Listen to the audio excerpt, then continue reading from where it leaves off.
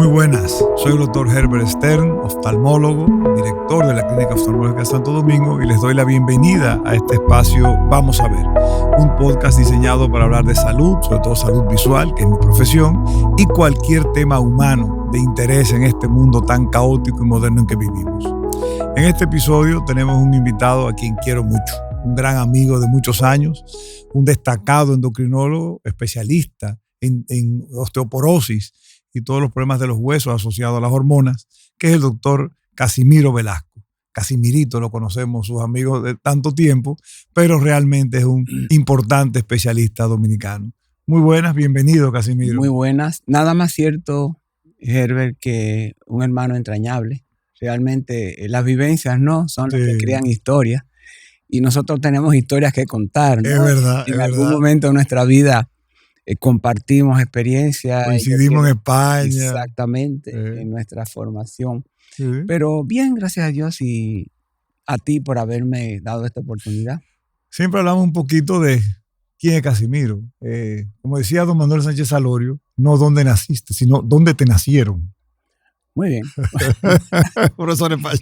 Muy bien, mira, me nacieron en Santo Domingo, pero quienes me nacieron o hicieran que naciera son de Moca. Mi mamá es mocana, ese apellido es Payat Guzmán, y mi papá es de Bonao, aunque desde muy mozo, desde muy pequeñito, vino a Santo Domingo y trabajó lo que hacían antes, ¿no? Esa generación de nuestros padres. Que trabajaban mucho. Mucho. Yo nací en Santo Domingo, me crié en Ciudad Nueva. Siempre digo y repito que no soy un tigre, pero que me crié entre tigres y eso me hizo aprender mucho. Una vivencia, una experiencia, porque crecí en una familia donde todas eran mujeres. Yo era el único varón, cuatro hermanas. 4 hermanas. Y bueno, y el edificio que hizo mi padre vivía mi abuelita, mis tíos, o sea, todas eran mujeres, y los 2 hombres que habían, mi papá y mi tío, salían a trabajar con el diente. Sí. Yo tenía que estar en la calle, claro, porque no soportaba estar mucho tiempo en la casa. Y eso me hizo aprender. Aprendí de la vida, aprendí a defenderme. Creo que fue una niñez muy bonita. Yo realmente no tengo frustraciones que recordar, no tengo traumas. En ese sentido he sido bendecido por Dios, pero aún así las pocas o muchas experiencias que la vida me ha dado me han enseñado, te han formado, me han hecho madurar y me han tus padres, yo conocí a tu papá y tu mamá y son gente muy, muy amable, gente muy buena, lo que recuerdo. ¿Estudiaste en qué colegio? Yo estudié, mis primeros 4 años fue en el Instituto Escuela. Una gran formación de don Enrique, ¿cómo se llamaba? Sí, doña Guillermina. Guillermina escribió un libro precioso sobre la educación después de esos inmigrantes que vinieron. Muy bueno. Bueno, era una educación, eso es un tema para hablar, la educación del Instituto Escuela. Después me fui al Colegio de La Salle. Y ahí obviamente sí yo forjé el carácter de lo que soy, la mística. Y después estudié en la Universidad Autónoma de Santo Domingo.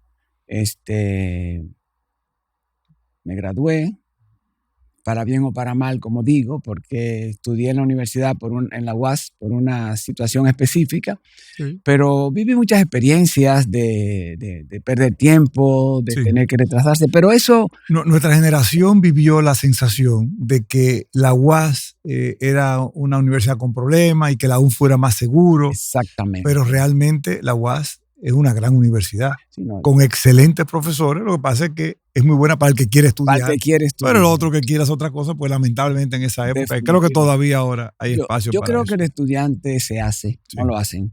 Entonces, a pesar de todo ese desvarío que se vivió en la universidad, pues nada, me gradué y todo muy bien, y después finalmente tuve el privilegio, la oportunidad de poder cursar mi carrera de medicina interna y endocrinología en Fundación Jiménez Díaz. Donde también estudié yo. En donde tú estudiaste también. Y tus profesores eran amigos, doctor Herrera Pombo, y don Aurelio. Don Aurelio Rapado. Gente extraordinaria, gente otro tema, que eso también es un tema yo siempre aparte. digo de ellos. Y Rodríguez Miñón, tú ya te conoces a Rodríguez Miñón. Claro. Nosotros lo tratamos, tuvo una generación La esposa de masculina. Rodríguez Miñón, eso fue un privilegio para mí. Profesor español importantísimo en la historia de nuestra medicina. Yo siempre he dicho que para mí ellos no solamente son profesores, sino que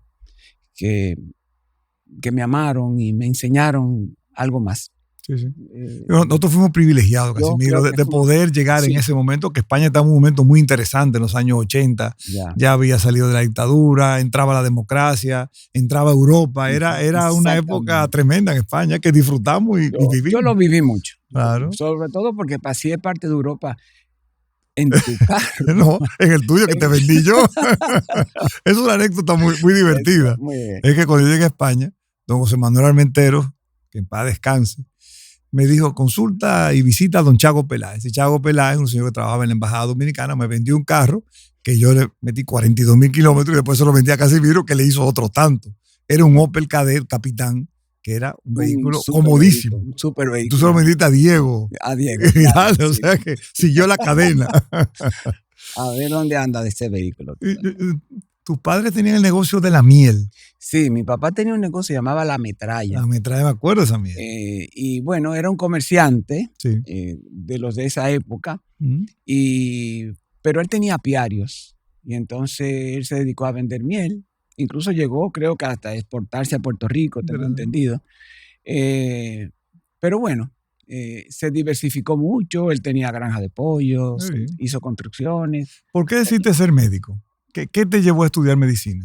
Mira, yo tengo, que Dios lo tenga en gloria, un primo que es tío mío también, que fue el padrino de mi boda, el doctor Rafael Velasco, quien prácticamente vivió parte de su vida estudiantil en la casa nuestra. Sí.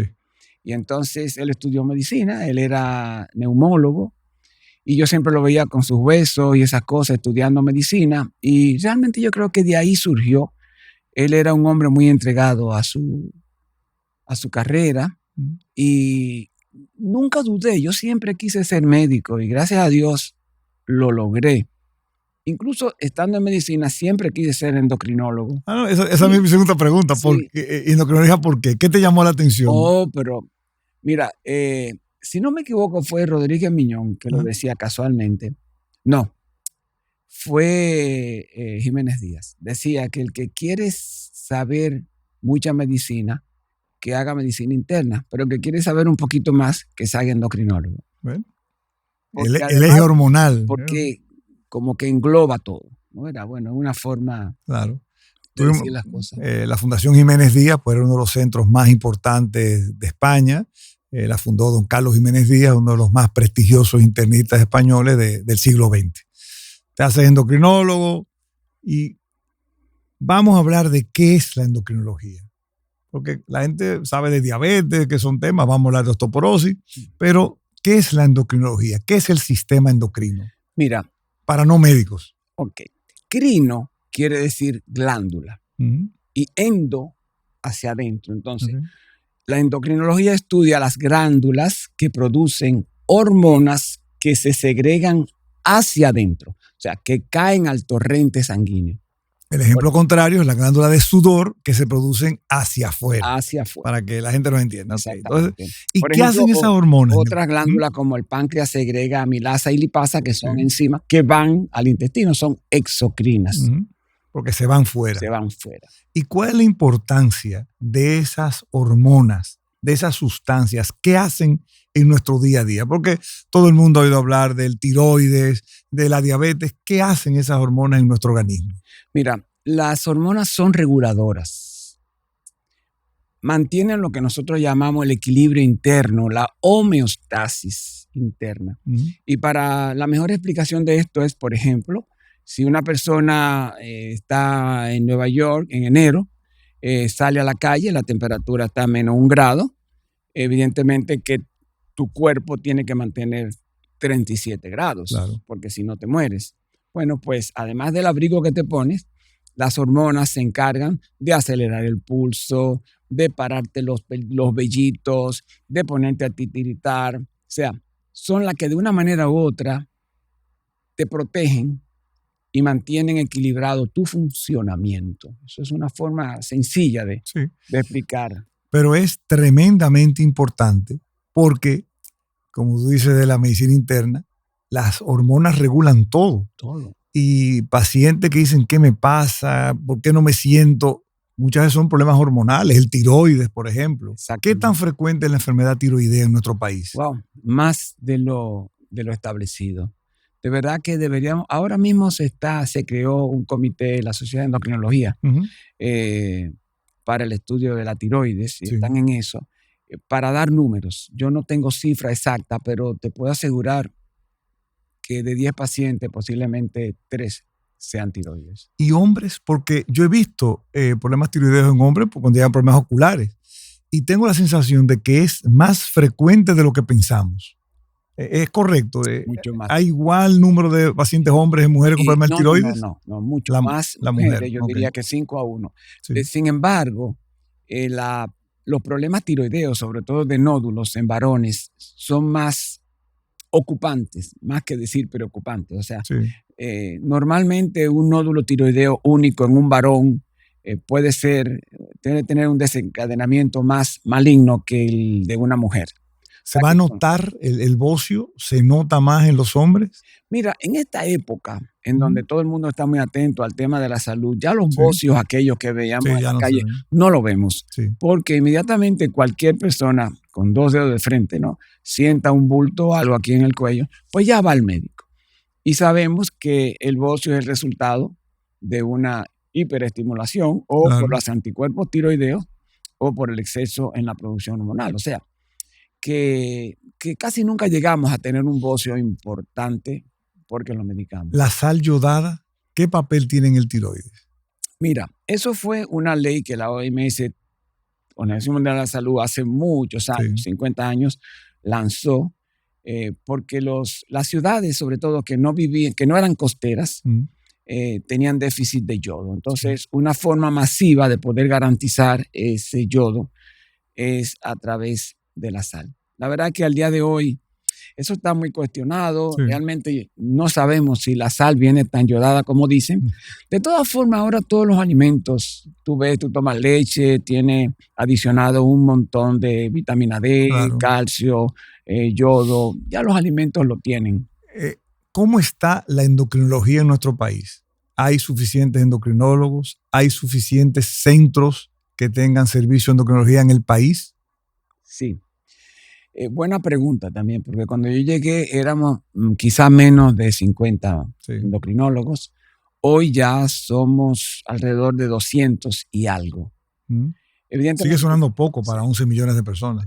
Todavía es poco para 11 millones de personas, sobre todo porque los médicos tienden a agruparse, ¿no?, en las grandes urbes. Entonces, las zonas despobladas se quedan sin endocrinólogos, y como en toda parte del mundo, ¿no? De todas formas, hacen falta endocrinólogos, sobre todo porque las patologías derivadas de la endocrinología, como la diabetes, la dislipidemia, o sea, el colesterol y triglicéridos altos, la osteoporosis, el mismo tema de la menopausia, son enfermedades muy prevalentes y cada vez más prevalentes. La gente vive más. La gente vive más, entonces todas estas enfermedades se hacen más presentes. Y evidentemente la demanda cada vez es mayor. Faltan endocrinólogos. Sí, esa es la sensación. Pero bueno, sigamos con diabetes. Es que son temas tan apasionantes porque tal vez la gente no se imagina lo que es el endocrinólogo como internista, pero vamos a intentar, vamos a hablar un poquito de diabetes. Mira, la diabetes per se es una enfermedad inflamatoria. Y como toda enfermedad inflamatoria, tiene un amplio espectro de presentaciones. Exacto. Pero sobre todo porque afecta al organismo en sentido general. Afecta a todo. Los niveles de azúcar en sangre, los niveles de insulina en sangre provocan, vuelvo y repito, ese proceso inflamatorio. Está asociado al sobrepeso, que también es un papel importante. Y evidentemente afecta, en primer lugar, a los vasos sanguíneos pequeños, los de la retina. Muchas veces lo detectamos nosotros, los oftalmólogos. los vasos, los glomérulos del Sí, el riñón. riñón. Afecta a los vasos sanguíneos grandes, por eso las piernas se inflaman, hay un mal retorno venoso. También afecta a las raíces neurológicas. Sí. El diabético puede terminar perdiendo la sensibilidad al calor, al frío, al dolor, Claro. a la vibración. Claro. Por eso es que se amputan dedos y a veces lo amputamos sin anestesia. Sí, porque no hay sensibilidad. No hay sensibilidad. Claro. Hay infartos silentes también por neuropatía diabética. Precisamente la neuropatía diabética es la secuela más, o el daño más molestoso, vamos a decir. Para los pacientes. Para los pacientes. Pronto en este podcast va a salir un episodio sobre el doctor Nozzin Hazzouri, Don Nozzin, que fue la persona que más impulsó el conocimiento y la investigación y el tratamiento de los pacientes diabéticos en nuestro país. Yo lo traté mucho, lo conocí mucho, igual que tú, y realmente es uno de esos grandes héroes dominicanos, porque ahí está ese hospital como una gran obra de nuestro queridísimo doctor Hazzouri. ¿Qué tratamiento tiene la diabetes? Relación con la obesidad. Yuval Harari, un personaje muy interesante, un filósofo e historiador, dice que al día de hoy se mueren más gente de obesidad que por falta de comida. Mira, yo regresé hace menos de un mes del Mundial de Diabetes que se celebró en Viena. Y nosotros relajábamos entre los médicos diciendo que en el futuro los gorditos van a ser los pobres. Terrible, tú me lo habías dicho, es terrible esa sentencia. Eso suena duro. Suena muy duro. Los gorditos van a ser los pobres porque los pobres lo que comen son harinas, arroz, frituras, estas cosas. Mientras que hoy tenemos muchos recursos medicamentosos que cada vez se están alejando más aquel tema de la bariátrica con el respeto de los neurocirujanos. En medicina, cada vez que viene un medicamento nuevo, tiene que ser igual o mejor. Ahora no se exige que sea igual, ahora se exige que sea mejor, porque si no, no tiene, pero no mejor en términos de relativos. Exacto, sino, ¿qué tú me ofreces? Los medicamentos iniciales para la diabetes bajaban el azúcar, pero producían hipoglicemias. Después se exigía que estos medicamentos bajaran el azúcar y no produjeran muchas hipoglicemias. Después que bajaran la hemoglobina glucosilada. Después Tiempo. Hipoglicemia, bajón de azúcar. Hemoglobina glucosilada es la manera que tenemos los médicos de evaluar cómo ha sido el control de la diabetes del último mes y medio. Más o menos, 3 meses. Pero para traducir a la gente, porque ¿verdad? Sí, okay. ¿Sabes que los médicos tendemos a hablar para otros médicos? Ya. Entonces, parte de lo que queremos hacer con este espacio es llevarle un lenguaje llano que la gente lo entienda. Que la gente lo entienda. Entonces, ¿qué pasa? Que se han venido descubriendo en medicamentos cada vez más sofisticados. Después vimos que algunos ayudaban a controlar el peso, ya eso es un plus. Otros hacían bajar de peso, como son los famosos GLP-1, pero resulta que ahora se exige seguridad cardiovascular y se exige beneficio renal. Y resulta que esta familia última de los llamados, se llaman así, tengo que decir, los GLP-1 y los SGLT2 son medicamentos muy conocidos, son unas inyecciones que se ponen semanales que ayudan a rebajar, pero... También, él me mira así porque yo los uso. O sea, yo he rebajado a lo largo de mi vida miles de libras. Entonces, ¿sabes las veces que yo me he puesto a dieta? He engordado, vuelvo a rebajar. Me operé de la bariátrica en el 2004 con mi gran amigo Cayo González. Rebajé, volví a engordar. Y realmente la única manera que yo he tenido de no sufrir las dietas es con estas inyecciones. Son con estas inyecciones. Y he rebajado 51 libras. Feliz. Pero lo interesante de esta nueva familia que llegó para quedarse, es la protección cardiovascular, la disminución de los riesgos cardiovasculares, la protección renal, controla el azúcar, la baja en el diabético, no la baja en el no diabético, y además tiene una acción a nivel intestinal que bloquea una sustancia que se llaman incretinas, que son las que de una manera u otra metabolizan el azúcar para que entre al cuerpo. Entonces da una sensación de saciedad y ayuda a rebajar. Son muy buenos medicamentos.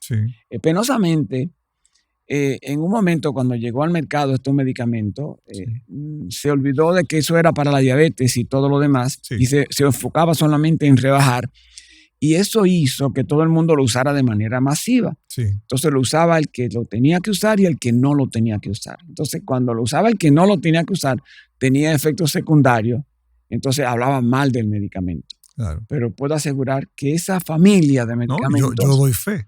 Y además, extraordinarios. Déjeme también darle un poquito de mi experiencia. Yo como médico, yo trabajé mucho en el Hospital de la Diabetes, fui director del hospital, o sea que mi hermana, Elfride, esa su memoria, que murió en el 2019, era diabética juvenil, o sea que es un tema que sé.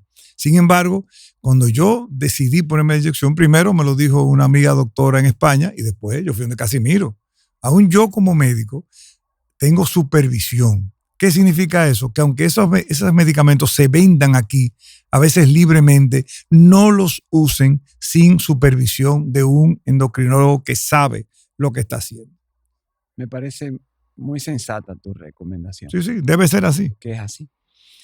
Pues bueno, entonces en el mundo de la diabetes sí hay muchas cosas, se está avanzando, se está trabajando con células madres, se está trabajando con células de páncreas para hacer injertos. Ya hay insulinas aspiradas. Sí, ya hace muchos años. Hace mucho tiempo, o sea que se está... Sin embargo, lo grande de la diabetes es que se han investigado miles de cosas y sigue siendo un gran problema. Es tan compleja la diabetes que todavía no hay una solución clara, pese a los años. Cuando se descubrió la insulina, Banting y Best, al principio del siglo XX, se acabó el problema de la diabetes, apareció la insulina y ahí fue que aparecieron los problemas. Mira lo que pasa. Yo creo que con la diabetes pasa lo que pasa con la mayoría de las enfermedades. Es que nos olvidamos del tratamiento de base de toda buena salud. No voy a hablar de la enfermedad, de toda buena salud. Ya ni siquiera... El famoso concepto de la higiene. Ya no siquiera dormir, exactamente. La higiene, que no solamente la limpieza, la higiene. La higiene de vida, ¿no? Exactamente. Dormir el tiempo correcto, a la hora correcta. Claro. No es lo mismo dormir 10 horas de 2 de la mañana a 12 del día que dormir 5, 6, 7 horas de 11 de la noche a 5 de la mañana. El ritmo circadiano, ahí se segregan un montón de hormonas de crecimiento, serotonina, dopamina, etcétera, que van limpiando tu organismo, que van regenerando tu organismo. Pero tiene que ser de noche. Eso está asociado a la luz y a la oscuridad, al sol y a la luna. Y eso no lo queremos respetar. Claro, nos acostamos muy tarde. Una cosa muy grave es el uso de los celulares. Esa luz que se llama luz azul, todavía estamos en la cama. Y tú ves que todavía... Que el sol es el principal emisor de luz azul. Exactamente. O sea, tú estás con eso y crees que sigue de día. Y tú crees que sigue de día. Ya la pineal le dice que no se segregue melatonina. Entonces la melatonina no se segrega. Entonces después quiero forzarle el sueño tomando melatonina. Eso por ahí. Después el tema de la actividad física. Después el tema de la alimentación. O sea... Hay el mismo estrés de vida del que a veces no podemos alejarnos mucho. Todo eso es lo que lleva a la enfermedad como tal. Yo creo que sí. O sea que el papel del endocrinólogo hoy en día es más importante que nunca, porque hay tantos factores que rompen esa higiene, ese equilibrio que debemos tener, porque la higiene no es solamente bañarse. La higiene, como dice Casimiro, es dormir bien, alimentarse bien, si usted no ve bien, use sus lentes. O sea, ese tipo de cosas es la higiene. O sea que la diabetes es también una de esas enfermedades que más aparecen ahora, pero debemos también hablar de dos enfermedades o dos condiciones importantes. La menopausia, porque donde tú estudiaste, en la Fundación Jiménez Díaz, estaba el doctor Santiago Palacios y Gil Antuyano, mi gran amigo, que fue de los precursores del estudio de la menopausia en España. Y no sé si a nivel mundial también. Sí, a nivel mundial. Sí, él ha tenido incidencia. Él se ha destacado, ¿eh? Sí. Yo recuerdo que su hermana Nieves, que era compañera tuya de estudio. Compañera mía, y bueno, hizo endocrinología. ¿Y el padre también?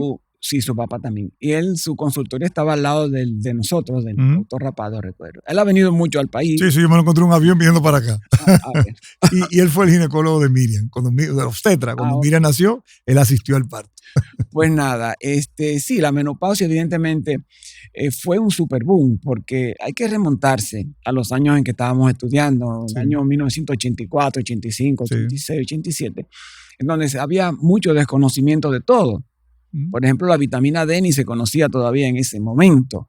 En el mundo de la osteoporosis todavía no se conocía el tema ni siquiera de densitometría, no sabía cómo se manejaba el calcio. O sea, eso fue en esa década. Y ahí la menopausia. Entonces, se descubrió lo mágico de los estrógenos, lo mágico de la testosterona.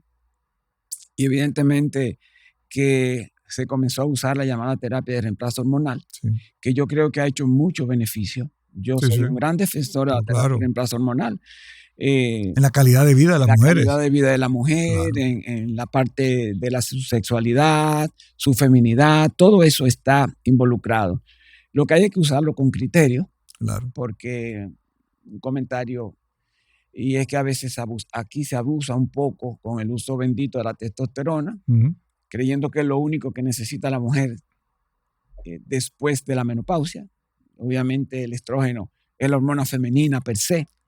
Y debe de ser sustituida bajo supervisión. Eso ya volvemos al tema de lo importante que es buscar la supervisión adecuada y no decirle, mira, esto me funcionó muy bien, a mí úsalo tú también. Que lo eso vemos, es mortal. Sí, nosotros lo vemos muchísimo. Eso es mortal, eso lo veo yo permanentemente. O sea, yo creo que el tema de la menopausia es un tema que ya tenemos que verlo como parte de la vida. Porque de repente vivimos la misma cantidad de tiempo viven las mujeres siendo menopáusicas que en la época de fertilidad.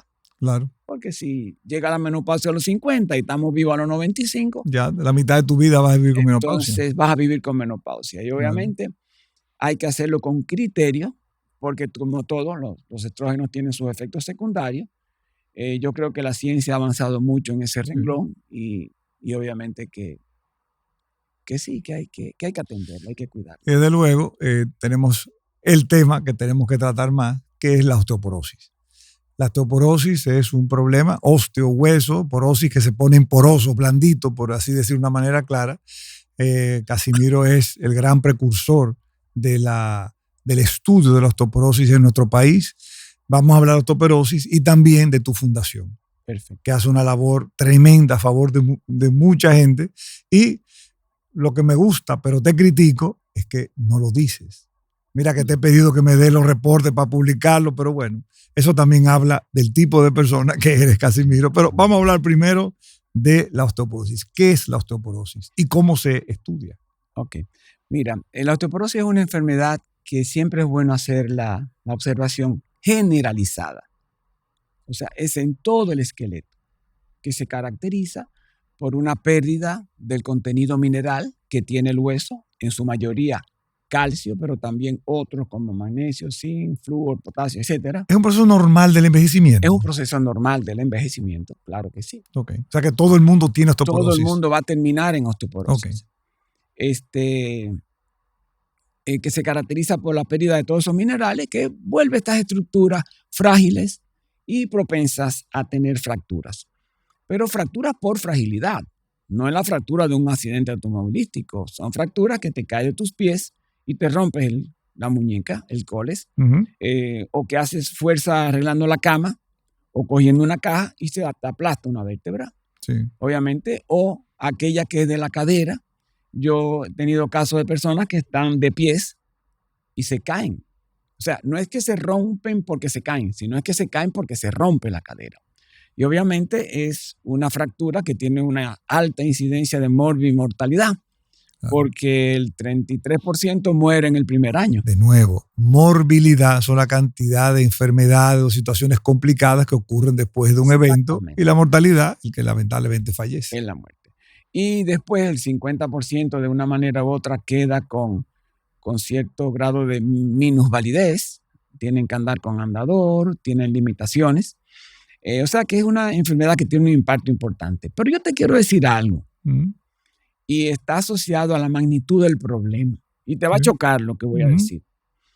Pero la enfermedad crónica no infectocontagiosa que existe en el mundo actualmente es la osteopenia y la osteoporosis.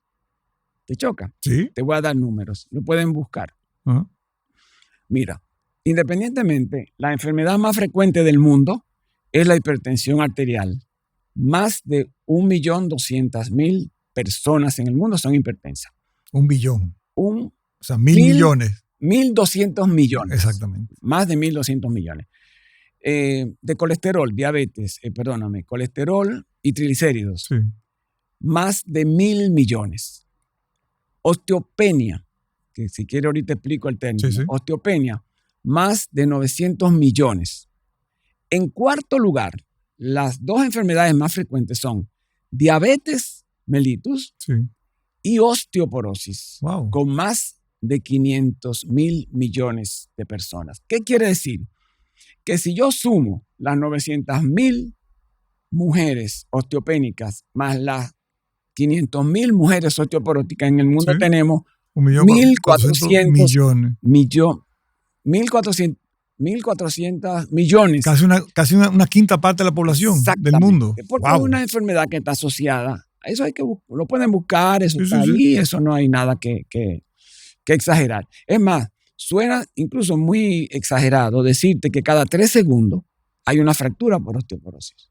La magnitud del problema es inmensa. Claro. Y tú dirías, bueno, ¿y cómo es eso? Porque yo no veo a la gente en la calle con una fractura, porque uno se imagina una fractura con el brazo doblado. Claro, puede ser un dedo. Claro, yo te puedo decir que la más frecuente es el aplastamiento vertebral. Toda la cantidad de gente que tú le haces una radiografía y usted tiene una vértebra aplastada. No me diga, ¿cuándo yo me la aplasté? Un aplastamiento de 5%, 10, 15, 20% puede pasar desapercibido y es una fractura de hueso. Hay una cosa que tiene que ver mucho con la osteoporosis y yo lo menciono mucho porque este es un tema que me apasiona. Yo sé. Y es que un cáncer tú no lo puedes prevenir. Ningún cáncer tú lo puedes prevenir. Sin embargo, la osteoporosis sí la puedes prevenir, la puedes diagnosticar y la puedes tratar. ¿Y qué hace falta? Y la prevención, como decía un pediatra en una conferencia sobre hueso, curioso, pero él decía que la osteoporosis es una enfermedad pediátrica que tiene consecuencias geriátricas. ¿Qué quiere decir? Que hay que prevenirla desde el embarazo. Niño. Desde el embarazo. Claro, porque el pico de masa ósea que se logra hasta los 20 años, si tú no lo logras bien en esa época, tú vas a ser una persona que vas a arrancar con un pico bajito y entonces tú vas a perder hueso igual. ¿Y cómo se? Porque antes se usaba la expresión, fulano tiene los huesos gruesos. O sea, ¿tiene algo que ver con alimentación? ¿De qué depende? Mira, una cosa es la cantidad de hueso y otra cosa es la calidad de hueso. Tú puedes tener unos huesos gordos, pero frágiles. Okay. Eso puede variar. ¿Y cómo lo puedes hacer? ¿Cómo se hace esa prevención? Bueno, esa prevención requiere, lo básico en toda la salud. Primero, una buena nutrición, en donde tú te garantices alimentos ricos en vitamina D y calcio sobre todo, pero nutrientes en sentido general, porque un niño en crecimiento necesita todos los nutrientes. Claro. O sea, una buena alimentación, el ejercicio físico. Definitivamente el hueso exige, reclama la actividad física, el hueso que no se impacta, el hueso que no se contrae con el músculo, se pierde. Definitivamente que... Me embromé. Eso es obligado. Nunca he hecho ejercicio. Todo porque el hueso es lo que le diga el músculo. Y un músculo sarcopénico es lo mismo. Osteopenia, pérdida de hueso. Sarcopénica es pérdida de masa muscular. Sí. Entonces, no tenemos fuerza. Y cuando llegan los 85 años, nos caemos con facilidad. Porque no hemos preservado. Porque lo que tenemos que hacer es preservar. Y eso lo hace el ejercicio. Y a veces la gente piensa que tiene que ir a un gimnasio, o que todo es caminar. No, todo no es caminar. Caminar es un buen ejercicio cardiovascular. Sí. Y obviamente impacta sobre el hueso. Claro. Pero básicamente el de tracción. Yo no voy al gimnasio porque no me gusta. Cómprate las famosas bandas. Oye, hacer ejercicio con bandas en tu casa, logras el mismo impacto. Estoy acordado de Charles Atlas, que hacía unos ejercicios con... Exactamente. ¿Te acuerdas? Como unos muñequitos. No, es cierto. Sí, eran así. Eran ejercicios, tiene un nombre, estático, no sé qué. Sí. Pero yo creo que esa es una parte fundamental en la preservación del hueso. Y por otra parte, que se está avanzando. Hay buenos tratamientos y yo creo que muchas veces lo subestimamos. Mira, yo di una charla este año, y fue este año, en donde comenté una anécdota breve de una paciente que llegó en enero a mi consulta con un andador. Sí. Entonces, ella empieza a llorar y me dice, ay, Casimiro, me caí en la piscina de mi casa y me rompí la cadera.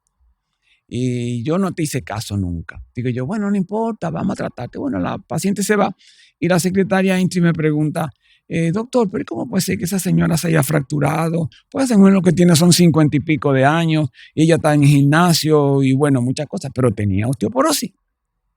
Y entonces le digo yo, ¿tú sabes por qué se fracturó? Por miedo. Y me dice ella, ¿cómo que por miedo? Digo yo, sí, por miedo a los medicamentos. Porque ahora los pacientes te llegan tomando calcio, flúor, magnesio, cúrcuma, NAD, un millón de cosas. Y tú le dices que tiene que tomar un medicamento para el colesterol o un medicamento para la osteoporosis y te ponen pegas. No, que el efecto secundario. Hombre, pero el ser humano vive más, Herbert. Claro. Pero no vive más porque eso vino. No, vive más porque la calidad de vida lo permite, porque la ciencia médica lo ha permitido. Claro. Entonces, ¿cómo vamos a querer ahora la dieta paleo? Como si estuviéramos viviendo en el paleolítico. Posible. No, ahora estamos viviendo en un mundo donde lo que hay es conflé. Bueno, el conflé no es lo mejor, pero hay víveres, pero hay otras cosas. O sea, claro, hay que buscar lo mejor para uno. Tú sabes que yo considero que nosotros no hemos hecho una gran inversión en educación, en nutrición. Pues uno ve lo que come la gente. Nuestro país es tan rico en vegetales, fruta. Óyeme, ¿qué es lo que en los países civilizados, por decir así, la gente se vuelve loca con una manzana, y el guineo, y la lechosa, los víveres, me encantan los víveres. No come vegetales porque eso es para vaca. O sea, increíble. No come hierba. Así mismo. Y no comen vegetales. Sí. Y la dieta dominicana es bastante balanceada.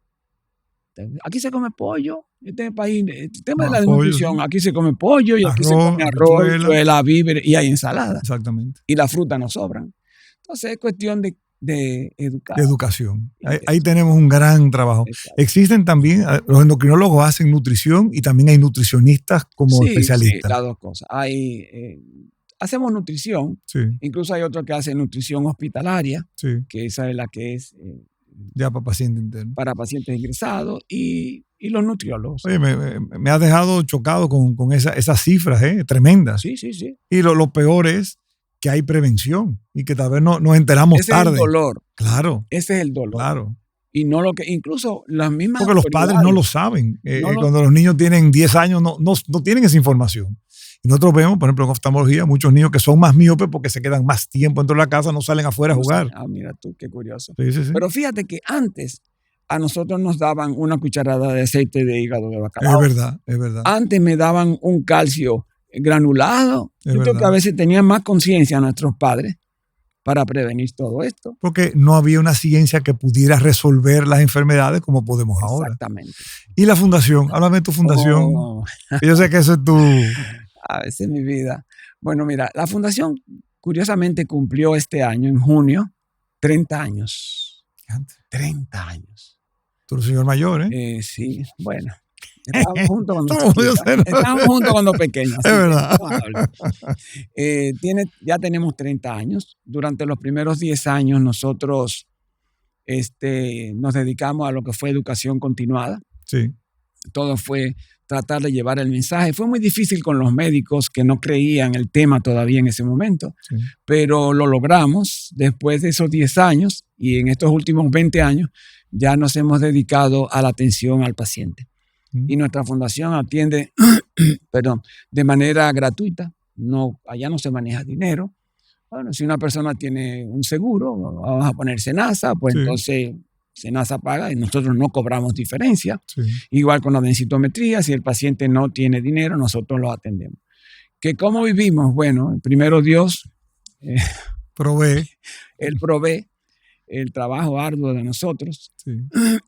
Y después siempre hay gente que de una manera u otra nos han dado su apoyo y hemos sobrevivido.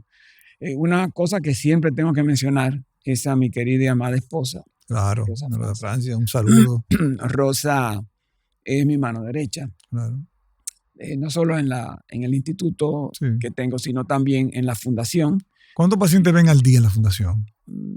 Mira, vemos más o menos 100, 105, 95, 100, porque no tenemos más espacio. Donde estamos situados ahora mismo es un área de 155 metros cuadrados con 3 consultorios, hay 2 densitómetros y con una dinámica organizada podemos ver ese número. Nosotros tenemos más de 24,000 pacientes. Un trabajo.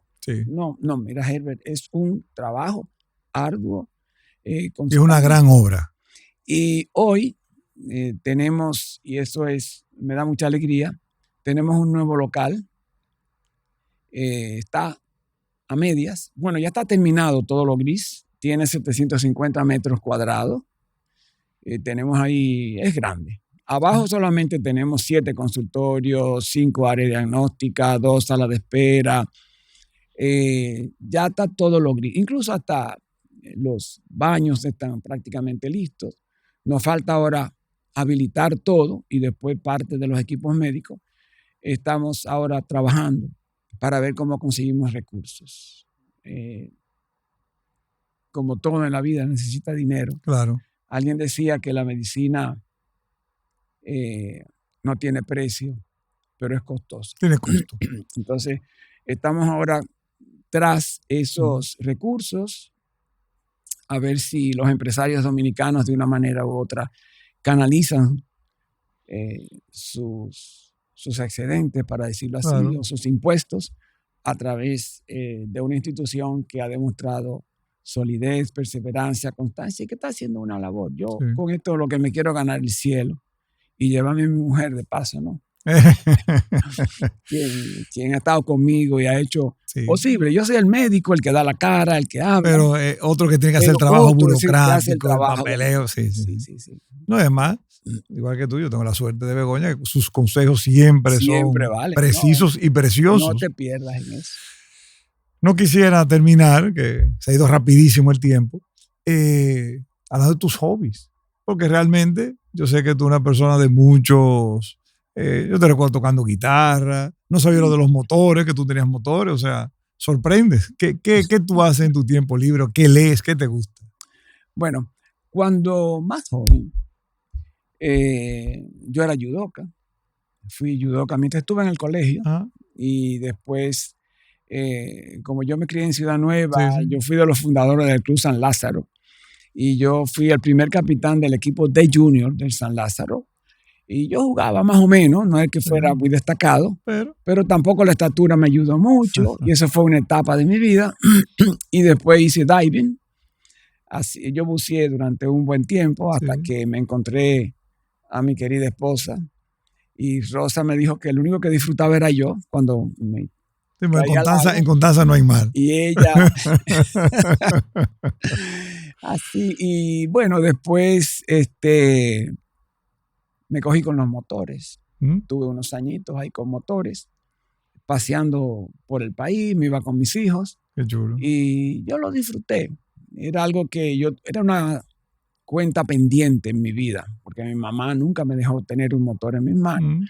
Y dije, ahora soy independiente y déjame a mí no me gusta. Motores grandes, yo lo disfruté. Muy bonito.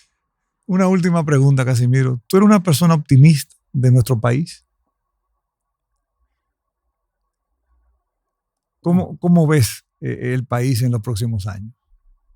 La parte médica, ¿cómo lo ves? Bueno, en la parte médica, porque me fui un poco a la parte de la política o social. ¿no? Bueno. Pero en la parte médica, sí, bueno. No, en la parte médica yo estoy muy entusiasmado. Yo creo que sí, Yo creo que aquí hay una generación nueva de médicos. Muy preparados. Buena, muy preparada. Mira, en endocrinología. Sí. En endocrinología. Incluso, meto mi mano en fuego diciendo esto y es verdad. Los jóvenes preparados aquí en el país son excelentes. Qué bueno. Esos muchachos están adelante, están presentando papers en los congresos internacionales, están dando conferencias, quieren meterse en estudios de investigación. O sea, sí, yo creo que el futuro es bueno. Cada vez sí se exige más, claro, se requiere más del médico, del profesional. Y claro, esto va de la mano con los recursos. Sí. Yo espero que las autoridades pues sigan dándoles apoyo a todas las sociedades médicas para ir de la mano. Claro. ¿De acuerdo? Porque eso redunda en beneficio de la sociedad, claro, de todo el mundo.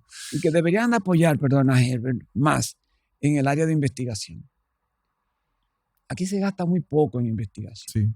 En la Academia de Ciencias tenemos esa como una de las prioridades, incentivar la investigación. El problema es que la investigación no se ve. Pero si vamos a empezar a hacer una investigación estadística. ¿Sí? Vamos a sacar números. No lo tenemos. Nosotros no sabemos cuál es la presión promedio del dominicano. Tú me preguntaste ahorita lo de la tiroides. Y no sabemos. No sabemos. Usamos números externos. De osteoporosis. Yo te puedo decir lo que yo tengo y he presentado de la fundación. Claro. Pero eso es sesgado, porque es una población de 24,000 pacientes. Claro. No es un trabajo hecho a nivel nacional, con toda la de la ley, ¿no? Para que el estudio sea significativo. Pero cuesta dinero. Claro. Cuesta dinero. Bueno, Casimiro, muchísimas gracias. Realmente ha sido un placer compartir con este hermano de tantos años. A ustedes, gracias por acompañarnos. Soy el doctor Herbert Stern. Les doy las gracias por estar con nuestro podcast. Vamos a ver. Si les gusta el contenido, suscríbanse, compártanlo, envíen sus comentarios o preguntas y así seguiremos ofreciendo temas como este que estoy seguro que ha sido de mucho interés. Muchas gracias.